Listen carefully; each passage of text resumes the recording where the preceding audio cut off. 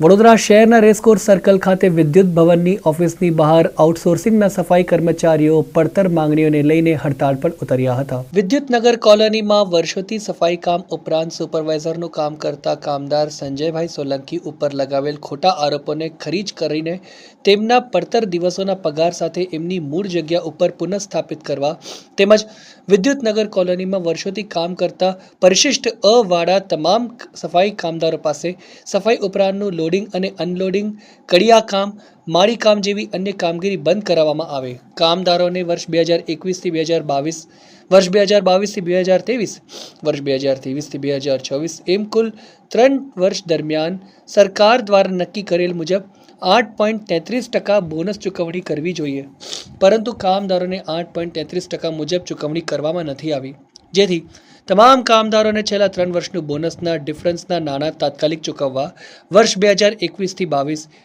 22 થી 23 તથા 23 થી 24 દરમિયાન ગુજરાત સરકાર દ્વારા જાહેર કરવામાં આવેલ ફરજિયાત રજાના દિવસોનો પગાર કામદારને ચૂકવવો જોઈએ, પરંતુ તે ચૂકવણી કરવામાં નથી આવી તેમજ તે દિવસે કામદારોને કામ ઉપર બોલાવીને ફક્ત એક સિંગલ વેતન આપેલ છે।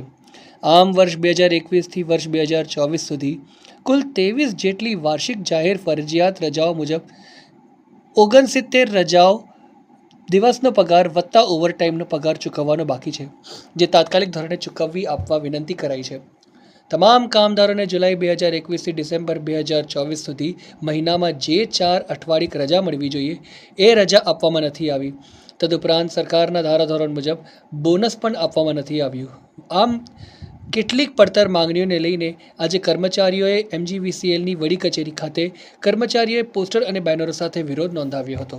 આજ રોજ વડોદરા સ્થિત મધ્ય ગુજરાત વીજ કંપની લિમિટેડમાં અકોટા વિદ્યુતનગર કોલોનીમાં કામ કરતા સફાઈ કામદારોની વ્યાજબી માંગણી અને પડતર માંગણીઓને લઈને હડતાલ પર ઉતર્યા છે।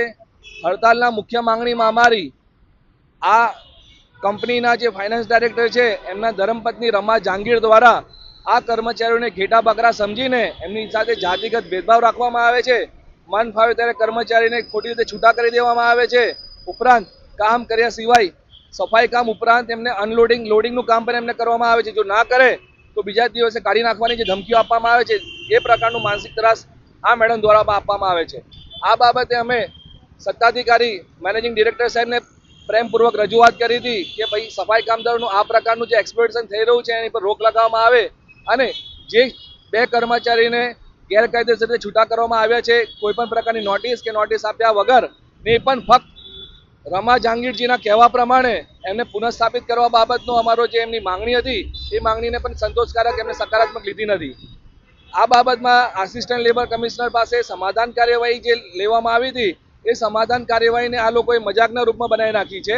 મેનેજમેન્ટ તરફથી કોઈ હાજર થતું નથી અને કોઈ સકારાત્મક પ્રતિસાદ નહીં આપતાના કારણે આજ રોજ તમામ સફાઈ કામદારો એમની વ્યાજબી માંગણીઓ સાથે સત્તાધિકારી પાસે પોતાની માંગ રજૂ કરીને આપણે હડતાલ પર બેઠા છે।